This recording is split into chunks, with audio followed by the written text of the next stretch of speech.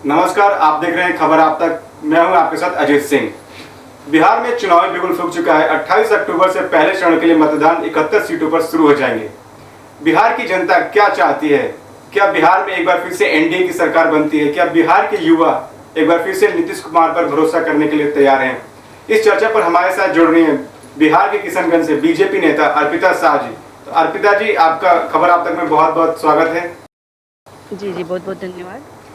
तो अर्पिता जी, सबसे पहला सवाल आपसे ये है कि तेजस्वी यादव लगातार ये आप पर सवाल उठा रहे हैं कि नीतीश कुमार बिहार पर रोजगार पर, बिजली पर, बाढ़ से आई आपदा पर बात नहीं करते हैं। वो सिर्फ और सिर्फ लोगों को भटकाने की कोशिश करते हैं और अपनी मनगढ़ंत कहानियों से युवाओं को बरगलाने की कोशिश करते हैं। जी, ऐसी देखिए ऐसी कोई बात नहीं है। वो तो विपक्ष दल है, वो हमेशा आरोप और दर आरोप लगाते रहेंगे। लेकिन आपने तो आप जानते ही इस विषय में हम लोग जी जी। काफ़ी पहले भी बात कर चुके हैं। नीतीश सरकार ने जितने रोजगार के जरिया को दिया है, साधन दिया है, और उन्होंने जी गरीब महिलाओं के लिए जो भी काम किए, शराबबंदी जैसी योजना को लाकर जो महिलाओं के लिए हित का काम किए हैं, ये मतलब काफ़ी सराहनीय काम है। और रोजगार के लिए भी उन्होंने जो भी आगे काम करने की योजना को रख रहे हैं, उन्होंने कहा है कि इस बार अगर हमारी सरकार आती है तो जो युवा बाहर जा रहे हैं उन पे भी उनका ध्यान है, और आगे से यहाँ उनको रोजगार देने के लिए भी व्यवस्था की जाएगी। अच्छा मैम, एक बात बताइए, बिहार में एक कहावत है जो गलियारों में घूमती है कि काम ना पूछिए नेता से, कास्ट पूछ लीजिए। तो क्या बिहार में कास्ट पर वोट डाले जाते हैं या फिर काम पर? देखिए, ये तो एक अच्छा सवाल आपने पूछा। ये हमारे भारतवर्ष की विडंबना है कि हर जगह ये बात होती, सिर्फ बिहार की बात जी नहीं जी। है। आप जैसे जातिवाद की बात कर रहे हैं, तो ये सिर्फ बिहार को एक बदनाम करने की साजिश है। ये हर राज्य में होता है। जब चुनाव का समय आता है तो आप देखिएगा, जातिवाद हर जगह बढ़ चढ़ के बोला जाता है, और ये हमारे देश की विडंबना है, बिहार की नहीं है। तो इस विडंबना को हम लोगों को समाप्त करना है आगे चल के। और ये सिर्फ राजनीति से ही जुड़ा हुआ एक मसला नहीं है।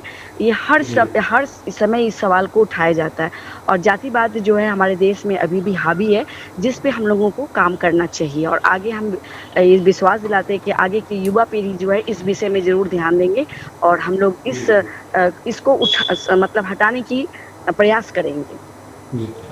अगला सवाल आपसे ये है कि गुप्तेश्वर पांडे जो है नीतीश कुमार को लेकर काफी चर्चाओं में थे। जब सुशांत का केस चल रहा था, वो लगातार ये कह रहे थे कि नीतीश कुमार से मैं मिला, नीतीश कुमार ने मुझसे कहा कि सुशांत केस में एक्शन लीजिए। और नीतीश कुमार को लेकर काफी ज्यादा चर्चाएं उस समय चल रही थी। गुप्तेश्वर पांडे काफी जिक्र कर रहे थे उस मैटर में। तो ऐसा लग रहा था कि गुप्तेश्वर पांडे इस बार चुनाव जेडीयू से लड़ने वाले हैं, लेकिन अचानक क्या हुआ कि उन्हें जेडीयू ने अपने में शामिल नहीं किया? देखिए, गुप्तेश्वर जी के विषय में तो मैं ज़्यादा कुछ बता नहीं सकती हूँ। जैसे मुझे भी सुनने में आया था, और मैं अंदरूनी मामला तो मैं भी नहीं जान जान पाई कि ये क्या विषय है। और ऐसा होता है कि राजनीति में लोग बहुत कुछ बोलते हैं, जी समझ गए? जी। लेकिन होता कुछ और है, जो दिखता है वह बिकता नहीं है। आप समझ रहे हैं ना? बोला जी कुछ जी जाता है, होता कुछ है। अब जी। गुप्तेश्वर जी और नीतीश जी के बीच में क्या बातचीत हुई है, इस विषय में हम लोगों को भी ठीक से कुछ मालूम नहीं है। इसलिए इस विषय में कुछ बोलना उचित नहीं रहेगा। जी। तो मैम, आपसे अगला सवाल ये है कि हाथरस कांड, क्या बिहार में इससे कुछ इफेक्ट पड़ सकता है? क्योंकि बीजेपी जो है यूपी में काफी इसमें बैकफुट पर नजर आई, और विरोधी दल जो है काफी ज्यादा बीजेपी पर आक्रमण करते नजर आए। तो क्या इसका कुछ प्रभाव बिहार में पड़ सकता है? नहीं, मेरे ख्याल से देखिए इसका प्रभाव बिहार में नहीं पड़ेगा, क्योंकि देखिए कांग्रेस का ये हथकंडा सबको मालूम हो चुका है। और ये कांग्रेस का एक हथकंडा होता है, हर समय देखिएगा किसी न किसी मुद्दा को लेके वो हमेशा बीजेपी में हमेशा लांछन लगाते रहते हैं, और अंत में क्या होता है कि उनकी ही गलती निकल जाती है। आप हाथरस वाले कांड में भी देखिएगा, कहीं ढूंढ के देखिएगा, उनकी ही गलती आपको दिखेगी, और लास्ट में कांग्रेस ही बैकफुट में आ जाता है।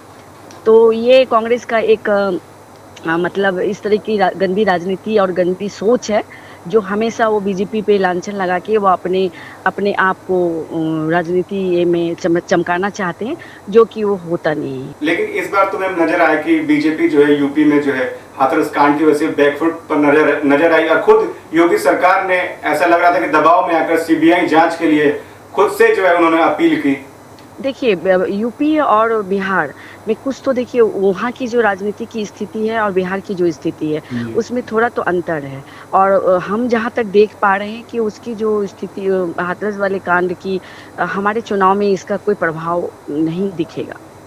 तो मैम अगला सवाल आपसे ये है कि कृषि कानून को लेकर किसान काफी विरोध कर रहे थे, तो क्या किसानों का जो वोट है वो इस बार बीजेपी को यानी नीतीश कुमार को जाएगा, या फिर किसान जो है एनडीए से अलग हटते नजर आएंगे?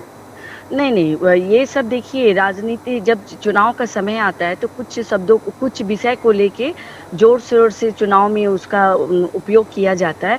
और प्रधानमंत्री मोदी जी के द्वारा जितना भी योजना चला कृषि किसानों के लिए भी काफ़ी योजना लागू किया गया है। आप देखिएगा तो जनता हमारी सरकार से खुश है और अगर जनता नाखुश होती तो हमेशा चुनाव में देखिए आपको हार का सामना करना पड़ता। अब तक तो हमें जहाँ तक दिख रहा है कि मोदी सरकार की योजना से सारी जनता खुश है। और इस बार भी हमारे बिहार के चुनाव में भी हमको लगता है काफ़ी भारी बहुमत से हम लोग जीत को हासिल करेंगे। तो मैम एक हमारे सर्वे में ये पता लगाया गया कि बिहार के जो युवा हैं वो इस बार नीतीश कुमार से खफा हैं, उनके काम से खफा हैं। तो इस बार क्या नीतीश कुमार युवाओं के लिए, अगर चुनाव में अगर उनको जीत मिलती है तो युवाओं के लिए कुछ करेंगे, कि फिर आगे के लिए क्या रणनीति रहेगी आपकी? नहीं जी, बिल्कुल युवा के लिए तो देखिए हमारी सरकार ने काफ़ी बढ़-चढ़ के योजना ला भी रहे हैं और काफ़ी योजना को उन्होंने लागू भी किया है। तो अब अभी जो आने वाले समय में जो चुनाव होने जा रहा है उसमें जब हमारी सरकार काफ़ी भारी बहुमत से जब हम जीत हासिल करेंगे तो युवाओं के लिए, और युवाओं के लिए क्यों, जो हमारे मज़दूर भाई भी हैं जो जाते हैं हमेशा देखिए दूसरे स्टेट में जाके रोज़गार ढूँढते हैं, उन लोगों के लिए भी हम लोग योजना लाने की प्रयास करेंगे। और इसके लिए काफ़ी मतलब इस विषय में चर्चा भी हो रही है। आगे हम लोग इस विषय में ज़रूर रणनीति बनाएँगे। अच्छा, आपसे आखिरी सवाल है कि बिहार में इस बार एनडीए कितने सीटें लाकर जीत हासिल कर रही है? देखिए ये सवाल तो इसका जवाब तो काफ़ी कठिन है, लेकिन हम लोग तो चाहेंगे कि हम लोग सारे के सारे सीट जीत हासिल करें।